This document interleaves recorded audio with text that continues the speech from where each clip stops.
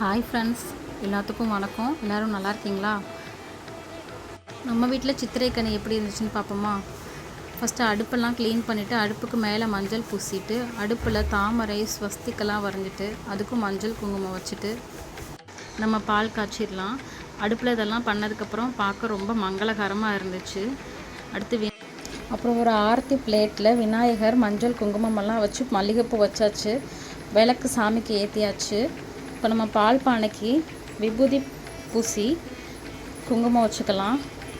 நான் இப்போ தான் ஃப்ரெண்ட்ஸ் ஃபஸ்ட் டைம் பேசி வீடியோ போடுறேன். பிடிச்சிருந்தா லைக் பண்ணுங்கள், ஷேர் பண்ணுங்கள்.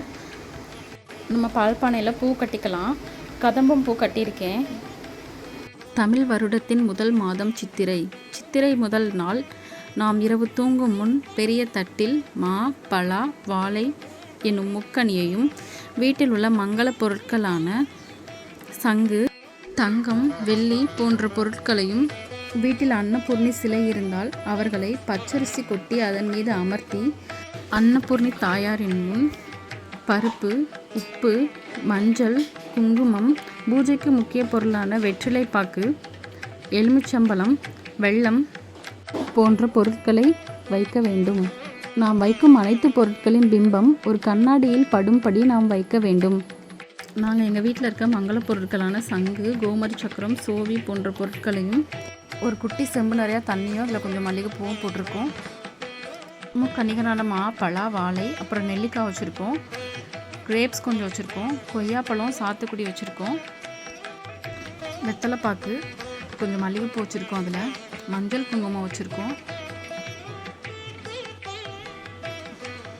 ஒரு குட்டி கிண்ணத்தில் கொஞ்சம் சில்லறை காசு வச்சுருக்கோம். அன்னபூர்ணி தாயார் வச்சுருக்கோம். அன்னபூர்ணி தாயாரை பச்சரிசி மேலே அமர்த்தி வச்சுருக்கேன்.